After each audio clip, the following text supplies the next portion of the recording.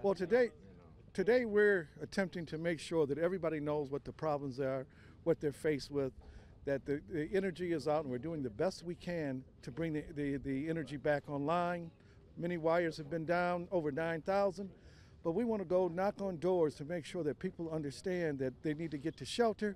They need to call Empowering Michigan or look at empoweringmichigan.com or call 211 so that they can get some help, understand where they can go. We have many places for shelter, for warming centers, and they need to get to those places. These people today that we have, our faith-based team, Reverend Sheffield, Reverend Anthony, are going to go out with their people and go through the neighborhoods one by one and knock on doors and go through the neighborhood again with bullhorns and let people know what's happening and what they should do. It's a really big effort, and we're glad to have the faith-based team as our partner.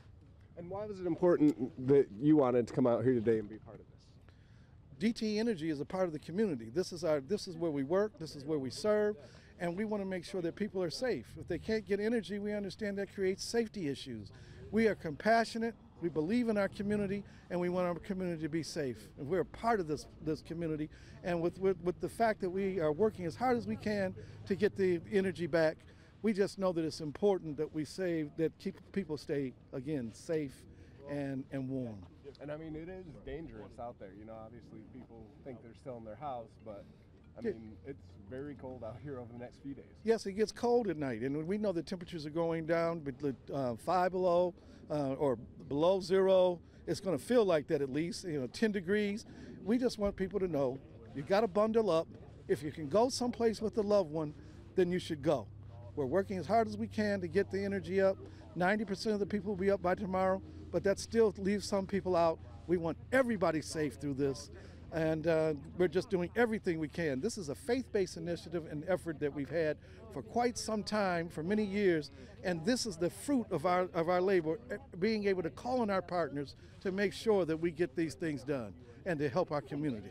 It's been a great partnership, but we need them once again to help Detroiters, to help our entire service territory, and we're trying to do everything we can.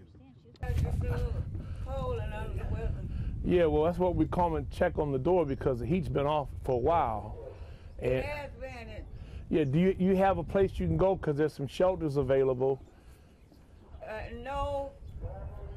Yeah. Yeah, my daughter lives on the same street down the street, so if I do get too chilly, I'll go down there. Yeah, because it's been pretty cold. You made it through last night all right? Oh, yeah.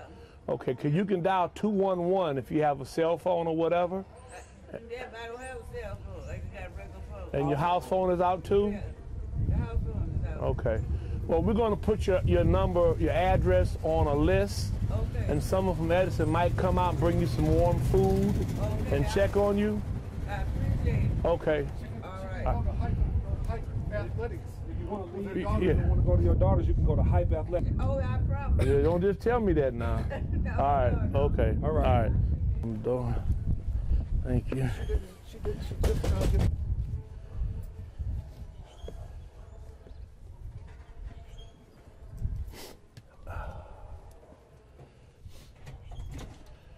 How are you?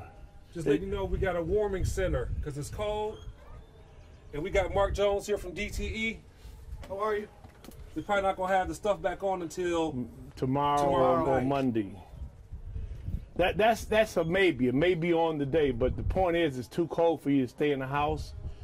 And there's a warming center nearby. You can dial 211, and they will assist you, okay? You know where the Hype Center is on Warren and Telegraph? That's the warming center. So we're just trying to make this going to get real cold tonight.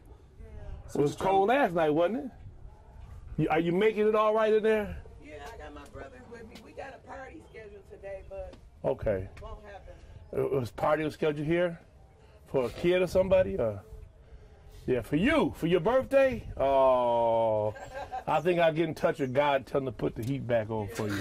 All right, but don't stay in there, and it's really, really cold. Okay?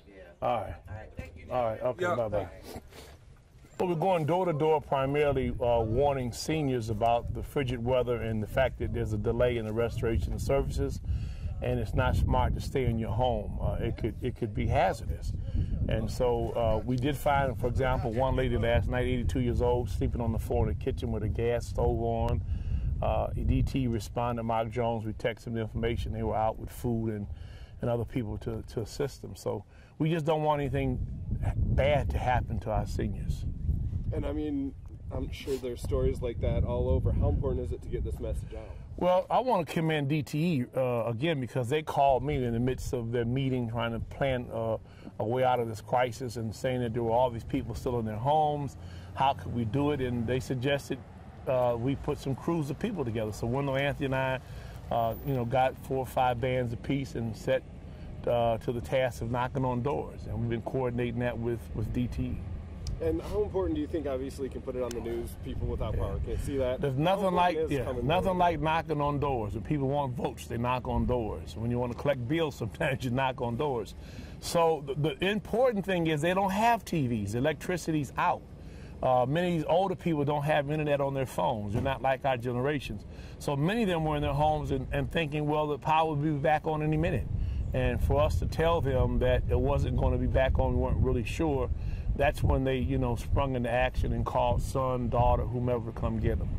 And I mean, what's it like for you to see these people face to face, tell them this stuff? And I mean, this is what I do every day. I'm a minister and I pastor a church. I'm always engaged in caring for people. But what I'm impressed with, quite frankly, is what Mark Jones and DT and the leadership there did, because they could have simply just stuck to the technical end, the restoration of power, but they were concerned enough to reach out to us and say we need to do something to knock on these doors and let people know we care about them.